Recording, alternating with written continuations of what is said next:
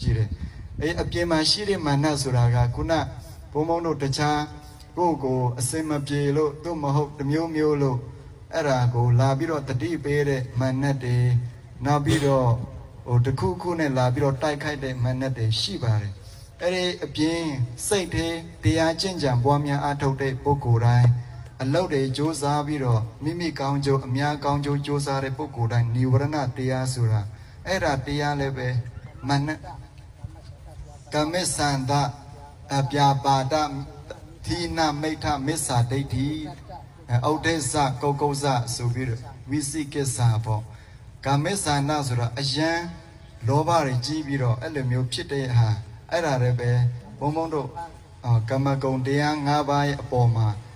အယံအစွန်းရောက်တဲ့လောဘတရားအဲ့ဒါလည်းပဲမှန်တဲ့မျိုးပဲတဲ့စိတ်ထဲမှာရှိရင်လေနောက်ပြီးတော့ဗျာပါဒစိတ်ထဲမှာလုံးဝမခံမရက်ဖြစ်တဲ့ဒေါသလည်းပဲအဲ့ဒါစိတ်ထဲအတွက်မာနတစ်ခုပါပဲတဲ့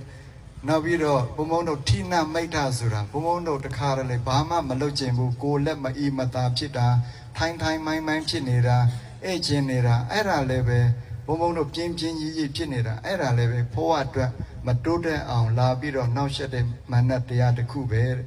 နောက်ပြီးတော့အောက်ဒိစ္စကုတ်ကုတ်စဆိုတာဘုံဘုံတို့စိတ်ပြန့်လွတ်နေတာတချို့ကိုခန္ဓာကိုယ်နဲ့စိတ်နဲ့ကလုံးဝမကပ်ဘူးအဲ့စိတ်အယံပြန့်လွတ်တာလည်းပဲအဲ့ဒါမာနတစ်မျိုးပဲတဲ့နောက်ကုတ်အယံတချို့ဆိုရင်တဲ့ဘာဖြစ်လို့စိတ်ပြန့်လွတ်တာတော့ဆရာတော်အခုပဲမိတ်ပါတယ်အယံစဉ်းစားတာများတယ်စဉ်းစားတာများခြင်းဟာစိတ်များလို့တဲ့ဘာဖြစ်လို့စိတ်များလို့ဒါကြောင့်စိတ်မများအောင်ဆိုရင်တော့ကြိုးစားမယ်မစဉ်းစားအများကြီးမစဉ်းစားတော့ဘူးအများမစဉ်းစားတဲ့အခါမှာအောက်ဒိစ္စတွေនិဝရဏဆရာတော်ဘုရားကမြန်မာလိုပဲပြောအများကြီးစဉ်းစားရင်အရန်ကောင်းကြိုက်တယ်အရန်ကောင်းကြိုက်တယ်အဲ့တော့နောက်ပြီးတော့နောက်ဆုံးအနေနဲ့ကောက်ကုတ်စဆိုတာနောင်တတရားဘာတရားတော့နောင်တဖြစ်တာ